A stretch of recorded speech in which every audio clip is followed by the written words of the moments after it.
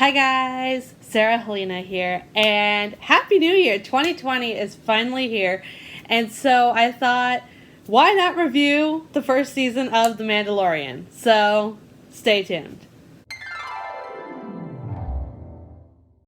So, first let me start by stating that I will be reviewing the entire first season of The Mandalorian, so there may be spoilers 4 episodes within season 1. So if you are not caught up, go get caught up and then come back and watch this. And if you are caught up or you just don't care about possible spoilers, then please continue watching. Yeah.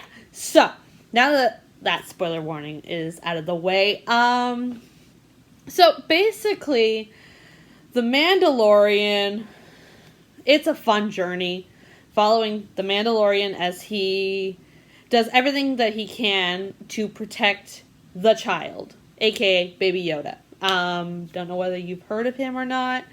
Now, The Mandalorian and Baby Yoda, they meet allies along the way, but they also meet plenty of enemies along the way. So, it really is a fun journey with each week sort of being a new adventure, but there is the overlying plot thread of the Mandalorian trying to protect Baby Yoda. Now, the series starts off pretty slow. I honestly will admit that I watched episode 1 and I was like, oh, I don't know about this. I don't know whether I want to continue watching. It was intriguing enough, but at the same time, it was very slow. And normally I don't like to judge series on the pilot episode because they got, a lot of, groundwork to build. But I don't know, there was just something that I'm like, oh, I don't know about this. But by episode 4, I had heard people talking about it online that, oh, this is amazing. And I'm like, okay, maybe I need to go back and I need to watch episode 2 to 4. And I did, and it got better. It really progressed very quickly. It improved very quickly. So, yeah, don't judge it based off of the first episode, because it really does get better as each episode goes on. Visually, absolutely stunning. It looks like it had the budget of a big blockbuster film, which I think is fitting because The Mandalorian being part of the Star Wars universe, Star Wars fans have come to expect a certain level of visuals, essentially, within their Star Wars properties. So, The Mandalorian, looking like it had the budget of a big blockbuster film, definitely made it feel within Star Wars canon. The fight choreography was really well done. Sometimes, especially with TV shows, sometimes the fight choreography isn't great, but truly in The Mandalorian, it really is amazing, especially in the season finale with the armorer. Definitely, massive props to all the fight choreography and everything going on with that. The acting, amazing on all fronts.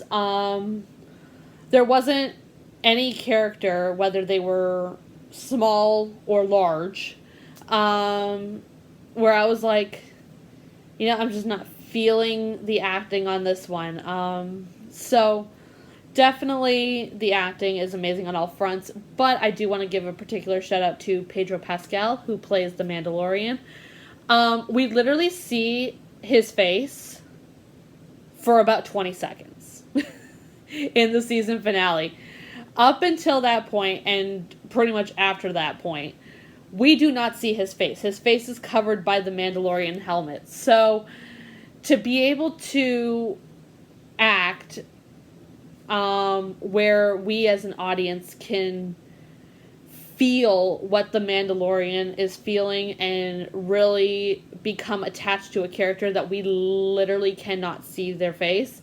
That takes a lot of acting talent, so major props to Pedro Pascal for pulling that off for the entire first season of The Mandalorian. Now, with many episodes, they tend to feel like sort of one-off adventures. There is the overlying through line, like you can't exactly skip an episode, but a lot of the stuff that happens within the episode just never comes back into play. But there is a lot of things in the overlying story, such as where's Baby Yoda from? Where's the Mandalorian from? And what exactly does Moff Gideon want with Baby Yoda?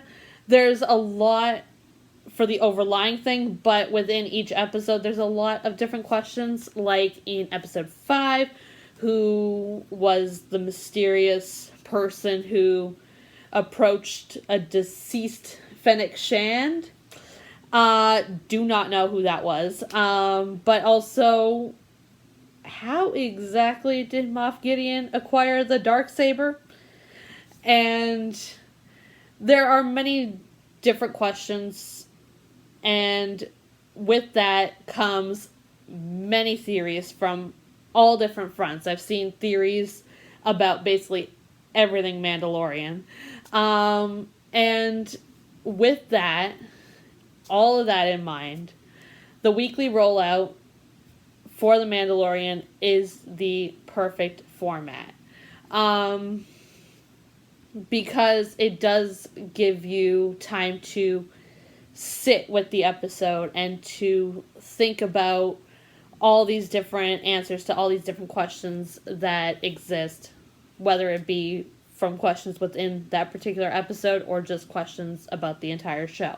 Yeah, there's quite a few different series on Disney Plus, but I think the weekly rollout works best with The Mandalorian because it's just a lot to speculate on, a lot to really become anxious with. I mean, the fact that there's a season 2 really does help with all of that, but honestly, it's the Star Wars world, so we don't know what's going to happen to any of these characters because we can assume that the Mandalorian will live.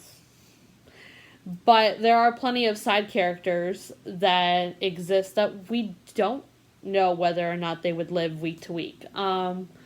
So just sort of that anticipation, those questions, those like theories floating around. Really, honestly, weekly rollout for Mandalorian is the best way to watch. Let me know, did you guys watch The Mandalorian? Did you watch it on a week-to-week thing? Did you wait for the entire season to be out before you binged it all? What did you think of it? Let me know all of that in the comments down below. Subscribe to the YouTube channel. Click the notification bell so you be notified when I upload my latest videos. Follow me on Instagram. Follow the fanfiction page. Like the Facebook page. All the links to those are in the description down below.